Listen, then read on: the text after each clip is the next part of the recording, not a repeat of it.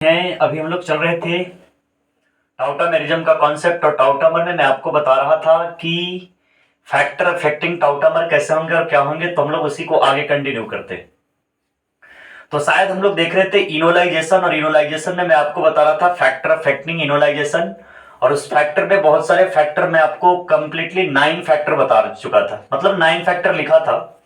और 9 फैक्टर में शायद मैं आपको बता चुका था स्ट्रक्चरल फैक्टर, उसके बाद में आपको बताया था इफेक्ट ऑफ सॉल्वेंट, उसके इफेक्ट ऑफ सॉल्वेंट अभी नहीं बता, आज मैं बताऊंगा। स्ट्रक्चरल फैक्टर था, थर्मोडायनेमिक फैक्टर था, उसके बाद हम लोग देख रहे थे ये आपका डोनेटिंग और विथड्रॉइंग का ना इलेक्ट्रॉनिक फैक्टर हम लोग देख चुके थे। तो अभी हम लोग और फैक्टर देखेंगे। तो चलो आज मैं आपको स्टार्ट करता हूं, बड़ा इंपॉर्टेंट है, बड़ा मजा आने वाला है टॉपिक में। तो आज मैं आपको बताऊंगा इफेक्ट ऑफ सॉल्वेंट क्या होंगे, और आज मैं आपको बताऊंगा कि effect of intramolecular H bondings क्या होते हैं, और इनोलाइजेशन पर कैसे कैसे काम करते हैं।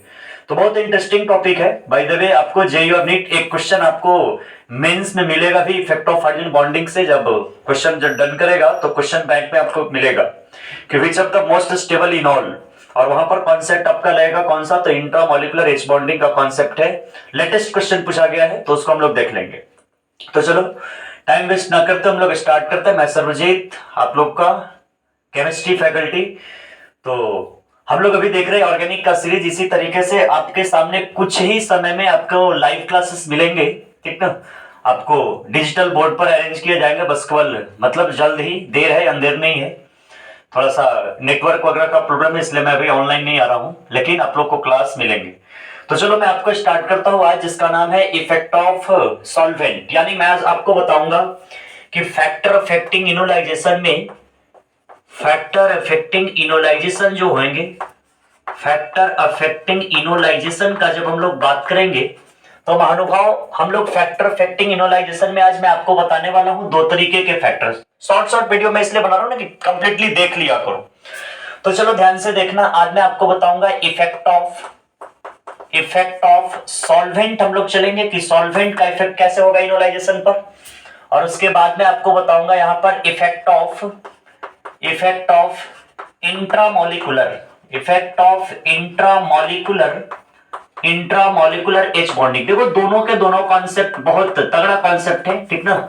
आपसे दोनों से क्वेश्चन किए जाएंगे। एक क्वेश्चन इंट्रामोलिकुलर एच बॉन्डिंग का तो लेटेस्ट क्वेश्चन मेंस पूछ भी चुका है, तो कहीं से कोई क्वेश्चन पूछे नो डाउट हम लोग के बनेंगे क्वेश्चन। तो चलो मैं आपको स्टार्ट करता हूं।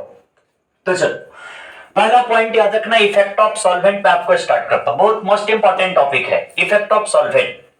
यानी यहां से क्या आएंगे, तो इफेक्ट ऑफ, मैं आपको सॉल्वेंट बताता हूं, इफेक्ट ऑफ सॉल्वेंट। एकदम ध्यान से समझते ना, ध्यान से देखना इस चीज को। देखो मैं एक वीडियो अपलोड किया हूं, बहुत एडवांस लेवल से है, उसमें मैं आपको बता चुका हूं कि कॉन्सेप्ट ऑफ सॉल्वेंट जाएगा चैनल में, उसके नीचे जाना तो एक पूरा आपको बहुत स्मार्ट तरीके से आपको मिलेंगे कि इफेक्ट ऑफ सॉल्वेंट क्या होते हैं। मैं पूरा तरीके से वहां पर डन कर चुका हूं कि सॉल्वेंट को क्लासिफाई करो तो सबसे पहले पोलर और non polar on the basis of dipole moment के बेसिस पर, जिसमें म्यू रिजल्टेंट अगर से क्या हो जाए कि does not equal to zero which is called polar, और जिसमें जीरो के बराबर हो जाएंगे। वेक्टर उपटर का केस हम लोग पढ़कर वहां पर देखे थे।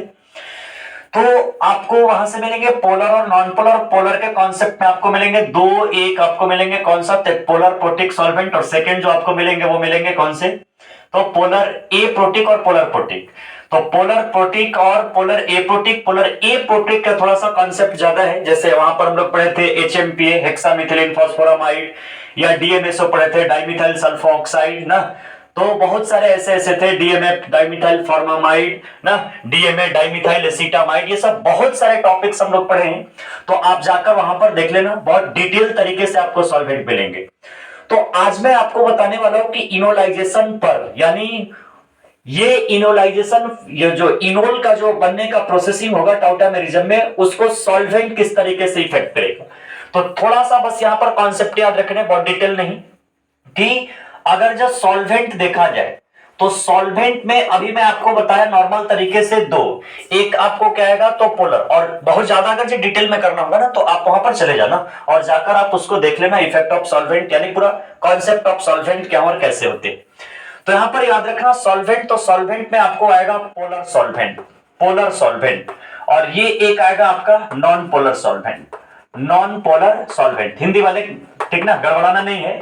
मतलब आप यहां से अरेंज कर सकते हो, जैसे हिंदी में पढ़ा होगा तो ध्रुवीय बोलते हैं, इसको क्या बोलते हैं, अध्रुवीय बोलते हैं, ठीक ना। तो दोनों सेम चीज है, आप इसको भी कंटेन कर सकते हैं, पढ़ सकते हो।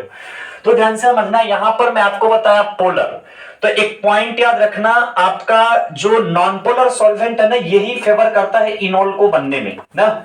ये जो नॉन पोलर सॉल्वेंट है ये इनोल को बनाएगा, यानी मेजर इनोल इसी में बनेंगे, और यहां पर आपका इनोल का फॉर्मेशन माइनर तरीके से होगा। मतलब हम लोग को यहां पर परसेंटेज के टर्म में अरेंज करेगा। जैसे मानकर चलो कि मैं यहां से अरेंज किया, इसमें बहुत ज्यादा कुछ नहीं पढ़ना है, देखना इधर, यहां से मैं आपको अरेंज किया, इनोल बना रहा हूं। मैं यहां पर लिखा आपको CH3 और C डबल बॉन्ड O, और मैं लिख दिया CH3, और मैं एज ए यहां पर सॉल्वेंट के रूप में मिला रहा हूं ना। मानकर चलो पहला बार मैं इनोल बनाया तो H2O मिला दिया, दूसरा बार जब मैं मिलाया तो यहां पर अल्कोहल डाल दिया एज ए सॉल्वेंट, तीसरा बार मैं अगर जब इनोल बनाया तो मैं इसमें डाल दिया ईथर, और सबसे लास्ट बार में इसमें मिला दिया CH2 कार्बन डाइसल्फाइड।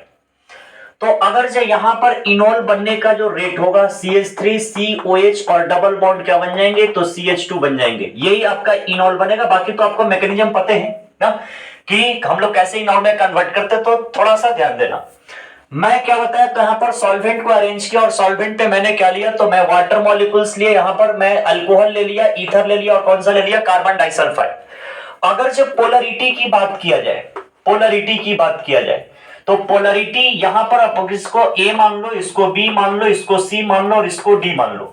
तो अगर जब पोलरिटी की बात किया जाए तो H2O मोर ज्यादा पोलर होगा, उसके बाद कौन होगा, तो उसके बाद अल्कोहल होंगे, अल्कोहल के बाद आपके क्या आएंगे, तो ईथर आ जाएगा, और ईथर के बाद कार्बन डाइसल्फाइड। ये तो बेचारा नॉन पोलर सॉल्वेंट है, ये क्या है, तो ये आपका नॉन पोलर सॉल्वेंट में आते हैं। यानी कैसे, तो CH2 है ना, तो C और double bond H, double bond S, यानी वेक्टर जो इसका आएगा एक दूसरे को कैंसिल आउट करेगा, म्यू रिजल्टेंट कितना के इक्वल हो जाएगा, 0 के इक्वल, और जिसमें म्यू रिजल्टेंट 0 होते हैं that will be non polar, यानी वो क्या हो जाएगा, नॉन पोलर हो जाएंगे।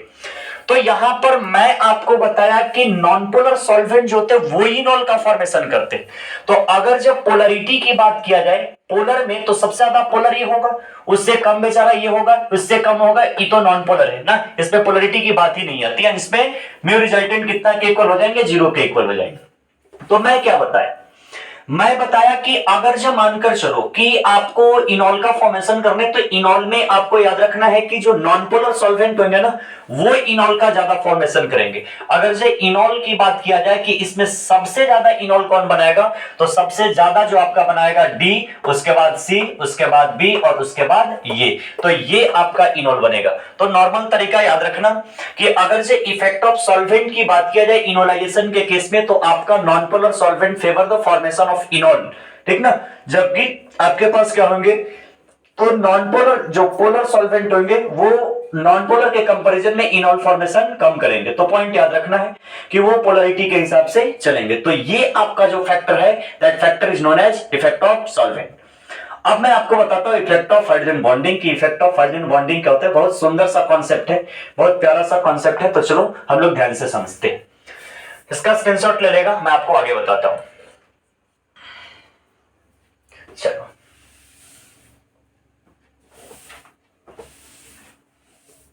आ जाओ, यहां से हम लोग स्टार्ट करते हैं। इफेक्ट ऑफ, बहुत प्यारा सा कॉन्सेप्ट है, effect of intramolecular H bonding. Good ना, हम लोग को जब ये चीज देखते हैं तो याद पड़ जाता है हाइड्रोजन बॉन्डिंग का कॉन्सेप्ट। जब मैं आपको केमिकल बॉन्डिंग पढ़ा रहा था तो बहुत बहुत बहुत देर तक हम लोग चले थे कि क्या होते हैं हाइड्रोजन बॉन्डिंग ना। Intramolecular, how can decide the melting point, boiling point, volatility, बहुत सारे चीज को मैं आपको डिसाइड करके बताया था कि कहां से क्या होते हैं, किस तरीके से फॉर्मेशन होते हैं, कहां कहां पर ये अफेक्ट करते हैं। तो आज हम लोग उस पॉइंट पर पहुंचेंगे कि ये आपको इनोलाइजेशन को कैसे अफेक्ट करेगा।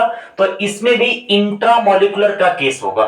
तो सबसे पहला पॉइंट याद रखना है कि ये तो आपका पहला जो पॉइंट ऑब्जर्व होगा इन केस ऑफ डाइकीटोन में, यानी ये किस में ऑब्जर्व होगा, तो डाइकीटोन में ऑब्जर्व होगा। ये डाइकीटोन में जो आपका इंट्रामॉलिक्यूलर H बॉन्डिंग बना पाए ना। तो अब यहां पर आपको पॉइंट याद रखना है कि इंट्रामॉलिक्यूलर एच बॉन्डिंग जहां पर होगा तो वहां पर स्टेबिलिटी इनॉल का थोड़ा क्या होगा, ज्यादा होगा, अस्टेबल इनॉल का फॉर्मेशन होगा। जैसे मानकर चलो कि मैं यहां पर लिया, मैं यहां पर 3 आपका सेक्शन बना रहा हूं। जैसे मानकर चलो मैं लिया CH3 C double bond O और मैं लिया CH3, और मैं एक एग्जांपल ले लिया CH3 C double bond O और मैं ले लिया CH2 और C डबल बॉन्ड O और मैं ले लिया CH3। अब तुम दोनों में कीटोन को, दोनों में इनॉल को बनाओ, तो ध्यान से समझना। या आप ले लो इसको इस तरीके से CH3 C double bond O और ले लो कौन सा C2H5।